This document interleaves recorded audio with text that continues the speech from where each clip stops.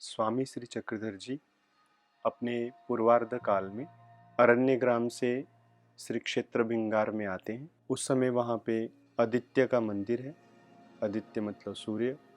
स्वामी जी का उस मंदिर के अंदर पूर्वार्ध काल में 15 दिन का निवास है। वैसे ही उत्तरार्ध काल में भी स्वामी जी अरण्य ग्राम से आए हैं और उत्तरार्ध काल में स्वामी जी का 20 दिन का निवास है।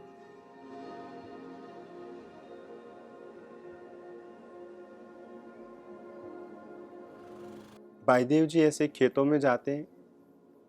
वहाँ पे अपना जो पुराने समय में धान्य स्टॉक करने के लिए ज़मीन के अंदर एक कुएं जैसा खड्डा खोदा होता है। उस खड्डे के अंदर उन्होंने चने स्टॉक करके रखे और बहुत दिनों के बाद उसको बाहर निकाला। मतलब जिनको व्यापारियों को चाहिए वो तोल के दिए गए और तोलते हुए आजू बाजू में जो है वो गिर जाते। तो ये वहाँ पे गए, इन्होंने देखा जो अच्छे अच्छे चने थे वो स्वामी जी के लिए लेके आए और वैसे ही पिछली लीला की तरह ही लाके वो स्वामी जी के श्री चरणों में अर्पण करते और कहते हैं कि मुनिदेव जी आपके लिए चने लेके आया हूँ, आप खाइए।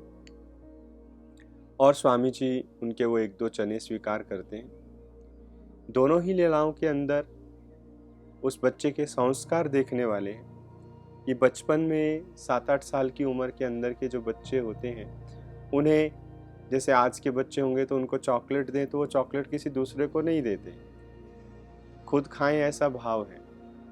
लेकिन उस बच्चे के संस्कार हैं कि स्वामी जी के लिए मीठे बेर लेके जाऊं, इसलिए वो अपनी वो भोली भावना में स्वामी जी के लिए लेके जाते हैं और स्वामी उनका स्वीकार भी करते हैं।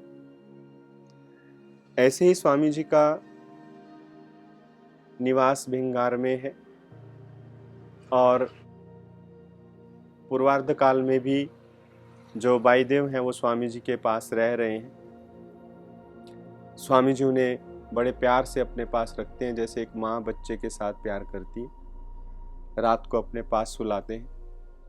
कभी रात को उनको अगर बाथरूम के लिए जाना है तो वो स्वामी जी को बोलते हैं कि मुनि देव हो मुतु, मुझे बाथरूम आया है।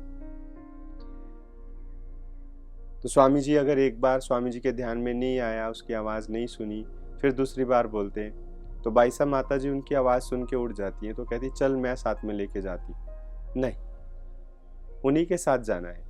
इसलिए फिर दोबारा आवाज़ देते हैं। फिर स्वामी जी उन्हें उठा के लेके जाते और जैसे छोटे बच्चों को नींद में अगर कोई उठे तो गिर न जाए तो आदमी उसको पकड़ के रखता है, तो स्वामी जी उसे पकड़ के रखते हैं। फिर वो बाथरूम करके वापस स्वामी जी, और जब वो बाथरूम करते हैं तो उनके छींटे स्वामी जी के श्री चरणों पे पड़ते हैं।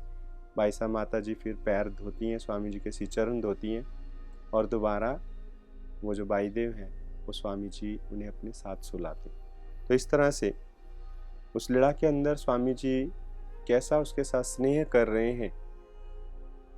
और यही बाईदेव जो हैं वैसे वो कहा जाता है कि आगे चल कर के हमारे जो पंथ के दूसरे आचार्य हैं, नागदेव जी पहले आचार्य हैं, उसके बाद उनके जो दूसरे आचार्य हैं ये बाईदेव जी बने।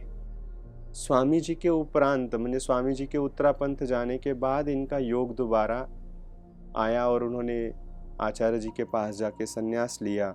जब श्री प्रभु जी भी निजधाम में चले गए, उन्होंने भी अपने मायापुर का त्याग कर दिया।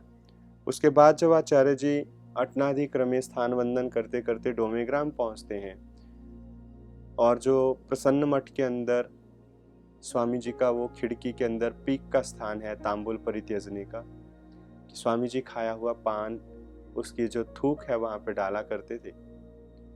तो जब आचार्य जी प्रसन्न मठ में जाते हैं स्थान वंदन करने के लिए और वो बाईदेव जी को बताते हैं कि यहाँ पे स्वामी जी पान खा करके थूका करते थे, तो उनके स्वामी जी के खाए हुए पान के जो कर्ण होते हैं, उसकी जो वो पीक है वो अभी भी उस पाषाण के अंदर जो है वो लगी हुई। तो बाईदेव जी जीभ के साथ उसको चाट चाट के खाते हैं और उनकी पूरी जीभ छिल जाती है। लेकिन उसको खाते हुए उनको स्वामी जी की इतनी याद आ रही है कि उसके विरह के अंदर वो बेशुद्ध हो जाते हैं। तो आचार्य जी कहते हैं कि बस भाईदेव अधिक दुख मत कीजिए। और उनकी वो अवस्था देख करके आचार्य जी बेलापुर जाने का विचार त्याग कर देते हैं कि अगर बेलापुर जाएंगे और वहाँ इनको स्वामी जी की वो जो बाकी की लीलाएं पता चलेगी कि यहाँ से छोड़ के चले गए, तो ये तो अपना देह त्याग कर देंगे। तो इसलिए अपना आचार्य जी वहाँ पे बेलापुर जाने का विचार स्थगित करते हैं। मतलब इनके भाईदेव जी को जो स्वामी जी का सन्निधान मिला है, उस सन्निधान के अंदर जो कुछ दिन वो स्वामी जी के साथ रहे हैं, उसका असर देखिए कितना है कि स्वामी जी के जाने के उपरांत भी जब वो अपनी तरुण अवस्था में आए हैं, उसके बाद उन्होंने संन्यास लिया और स्वामी जी के वो बातें बचपन पे ही याद हैं। इसलिए स्वामी जी छोड़ के चले गए और उनकी वो प्रसाद लेते हुए पान का उनके अंदर का विरह जो है वो उससे पता चलता है कि बड़े भावग्न प्रकृति के।